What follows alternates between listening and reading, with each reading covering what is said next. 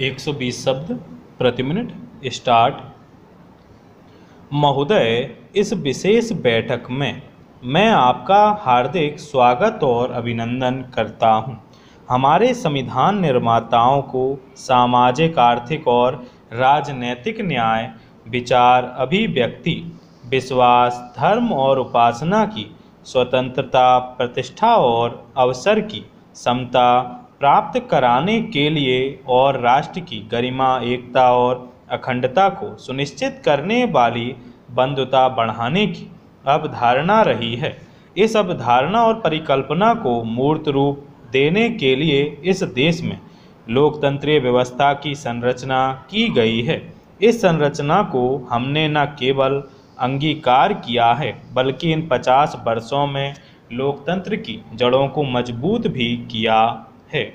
और जब जब परीक्षा की घड़ी का सामना करना पड़ा, तब तब हमारा देश इस परीक्षा में खरा उतरता गया है। सारी मानव सभ्यता दो वर्गों में बटी हुई है। एक तो वह समूह है जिसके पास पर्याप्त मात्रा में पूंजी है, और दूसरा वह समूह है जिसके पास कुछ भी नहीं है।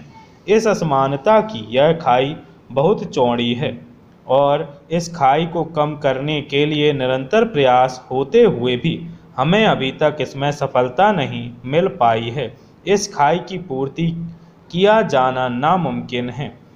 यदि हम संविधान को अंगीकृत करने वाले मूलभूत उद्देश्यों की तरह दृष्टि डालेंगे, तो पता चलता है कि बहुत कुछ करने के बाद भी हमें बहुत कुछ करना शेष है। महोदय, आप जानते हैं कि लोकतांत्रिक पद्धति में अनेक दल होते हैं, और ये दल अपने अपने सिद्धांत और कार्यक्रम के आधार पर मूल उद्देश्य तक पहुंचना चाहते हैं। लेकिन कभी कभी मूल उद्देश्यों को प्राप्त करने की दिशा में जो साधन अपनाए जाते रहे हैं, उनमें भिन्नता होने के कारण हमें आंशिक सफलता ही मिल पाती है।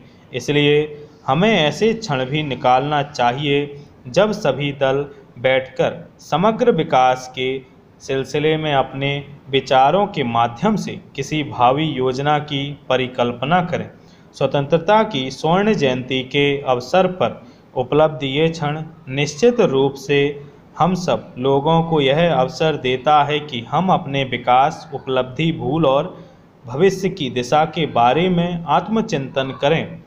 यह वह अवसर है जब हम दलीय भूमिका के ऊपर उठकर प्रदेश के समग्र विकास के लिए गहराई से विचार करें।